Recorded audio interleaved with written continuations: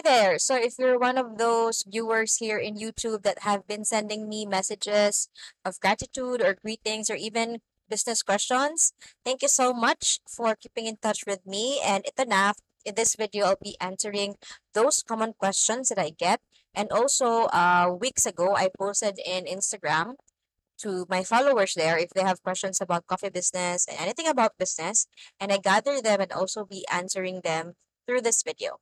So if you're interested, then keep on watching. So let's get this started. First question, is cafe business a profitable business?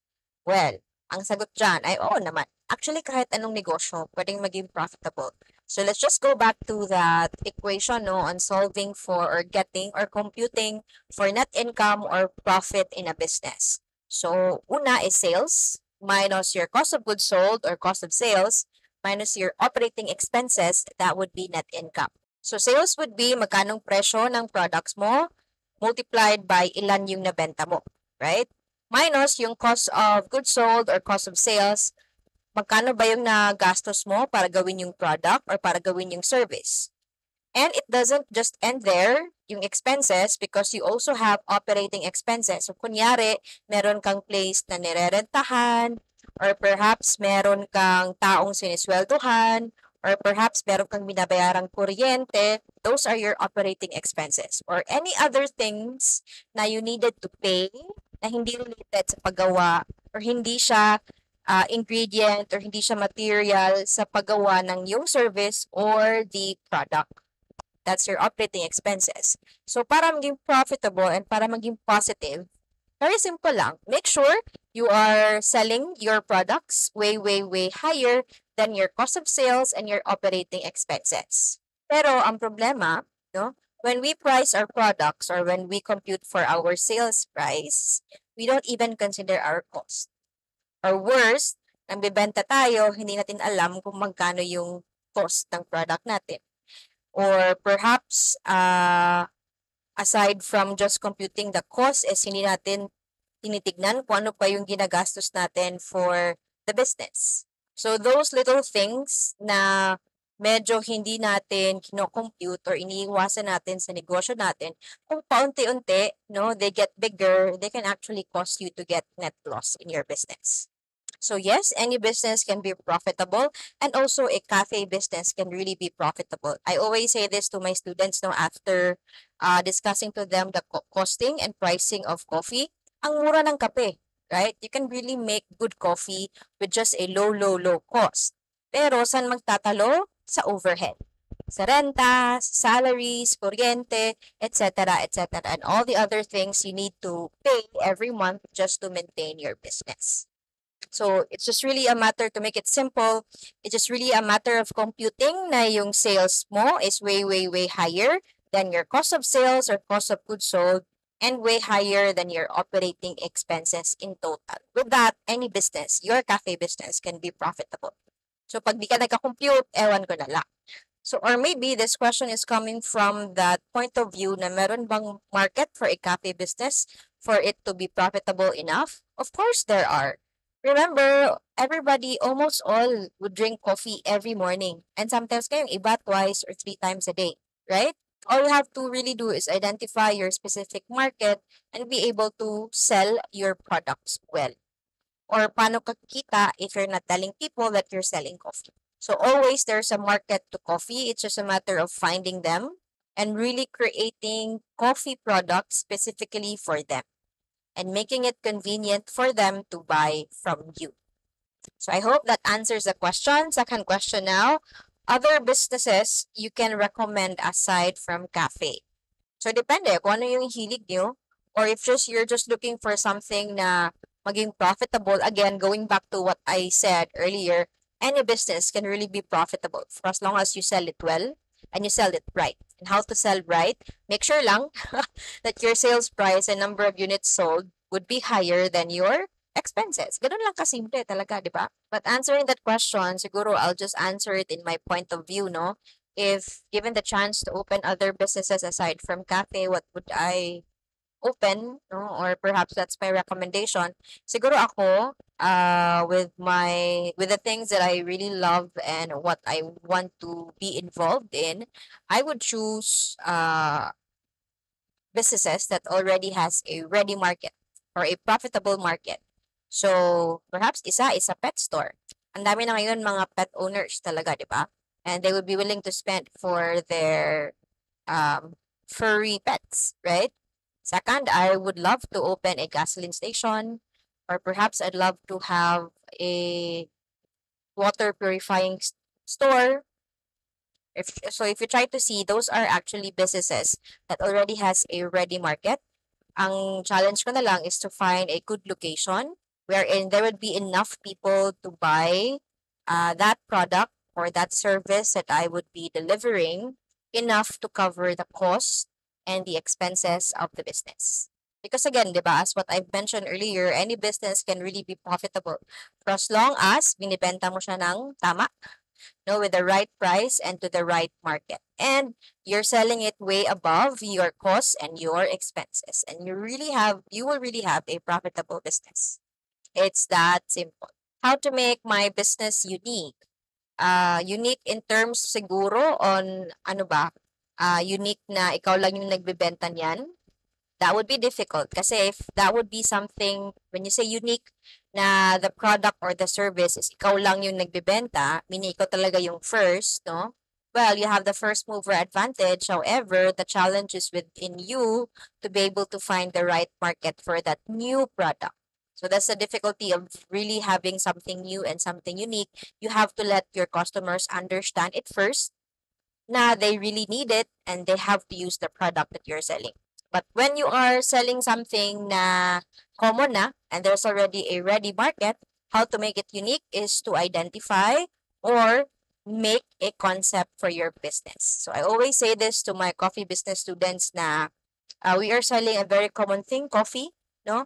Our competitors are the three-in-one brands and the big brands, so both small and big brands. And for us to be able to convince our customers to buy from us, is we have to make it convenient for them, and also we have to have a certain concept. Dapat maiba tayo. And business concept, basically, that's what drives people, no, to become loyal to you and to your business. Next common question that I get, pros and cons or advantages or disadvantages of coffee cart business at events and tips on how to start. Now, I think I showed here already a video. I perhaps put a link on the description box. I shared a lot of videos already of the business behind the scenes of our coffee cart business. I even have a video for tips, no, on starting, but I'll discuss more of the pros and the cons. So I'll start with the cons. This would be more of an occasional type of business unless no you will have bookings every day. So coffee carts kasi for events, dapat somebody would book you, no, for a specific event, and then let's say 50, 60, 70, or 100 cups, and then you go to that place and you just serve the number of cups book. So maganda siya if you have a lot of bookings, pero if hindi masyadong marami, like once lang a month, and you have a certain income to or profit that you are targeting to have in a month, that might be a challenge for you unless you really double down on your marketing.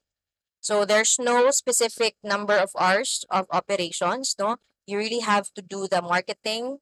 Kasi how will they book you if they don't know that you have that coffee cart business? So you really have to expose your service first.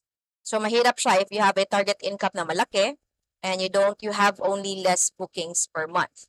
However, I see most really of the advantage of it or the pros. So unang-una, when you go to that place, no, kasi na-book ka na, wala ka ng problema sa pagbebenta on that particular area. All you have to do really is to serve the number of cups book compared to having coffee cart na pop up sa mga events na you still have to sell. 'Di ba? Kasi hindi ka sure kung ilan yung mabebenta mo for that particular event. Another pros also is walang rental. Compared to coffee carts na for pop-ups, usually for pop-up events, merong rent eh, right? Like just like here in Cebu, there's Sugbu Mercado. So I think the carts there have rental fees. But when you have coffee cart service for events, walang rental. You just really have to wait lang for a booking or look for bookings.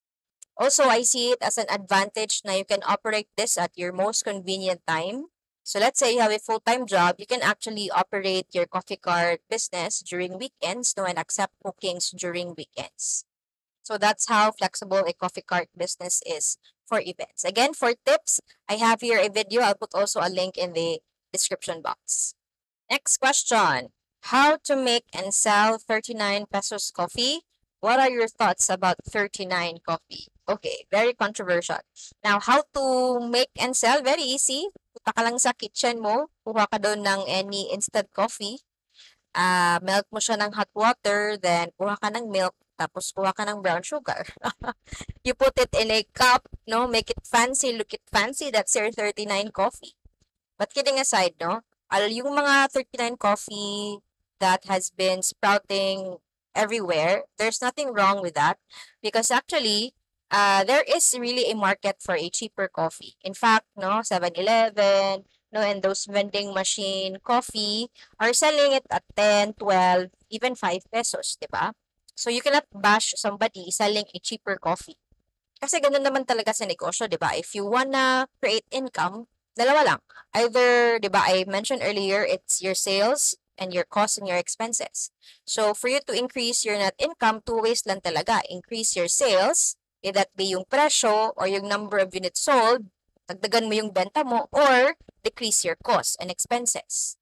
So, if decreasing the cost of your products, no, para mas malaki yung income mo, is you have to look for ways for you to be able to create a coffee at a cheaper price.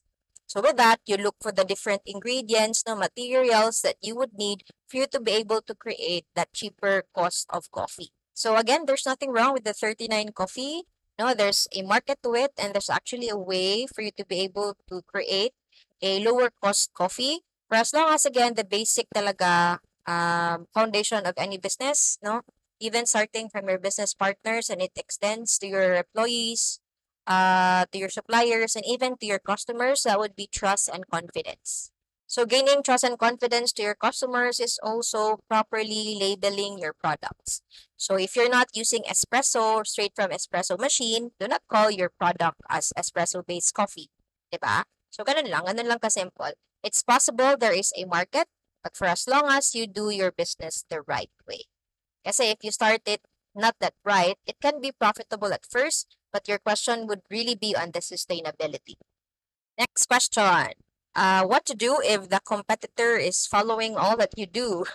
I actually got this in Instagram, not the right words, but yeah. Be thankful. Meaning, no, he or she values on what you are doing kasi sinusunod ka niya, right?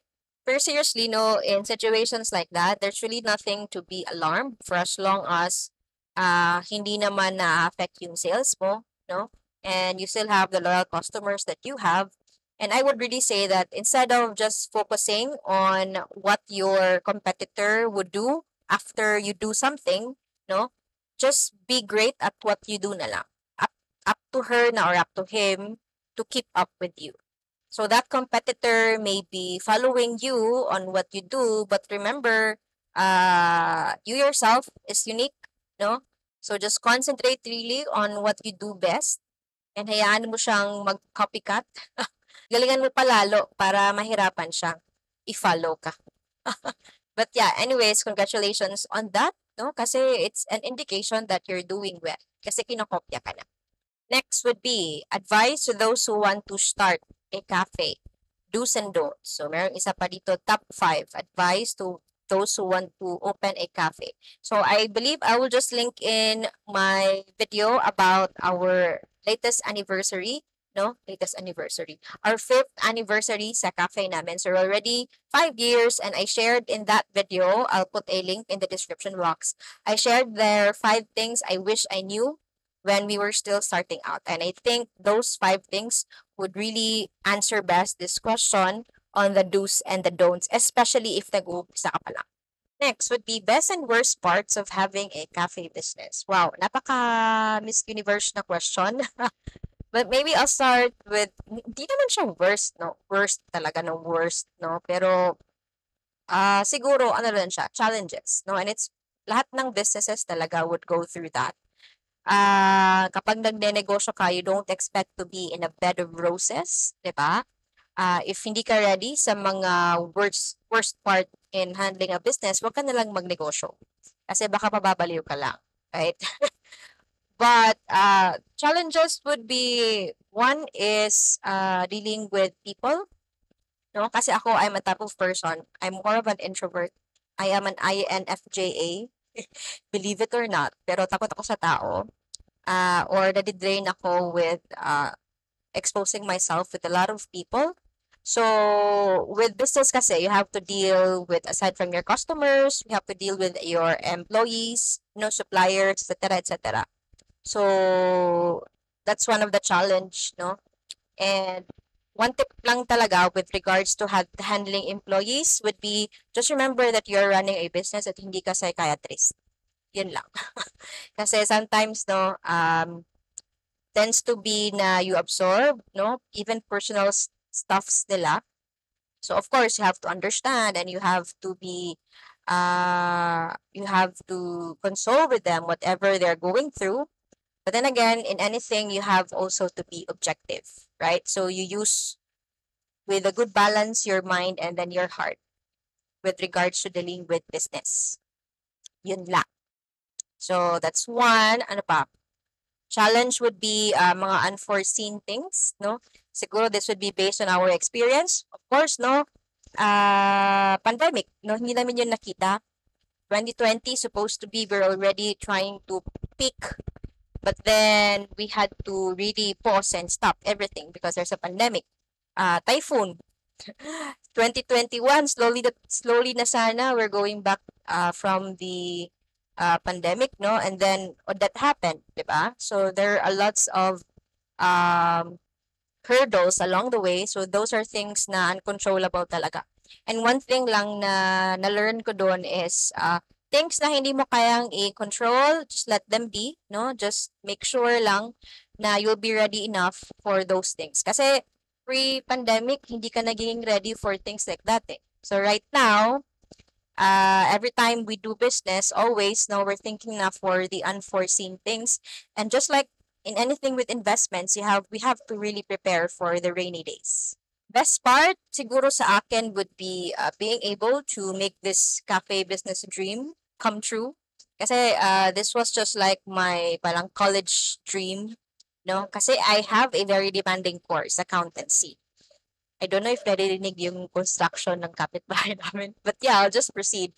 I have a very demanding course, accountancy. And I could remember 2011 when I was reviewing for the board exam, nakulat ko lahat ng mga planners ng Bose Coffee, Starbucks, Seattle's Best, tsaka Coffee Bean and Tea Leaf. So I had four planners for 2011. So kasi early 2010 nag-aaral na ako. So sabi talaga at the back of my mind, I would really have to own my own cafe business wherein we welcome people to just study and work, no? And we make it convenient for them. So that's the best part of it, no, making a dream come true. And also another thing is being able then to help people aside from your employees, giving them a job.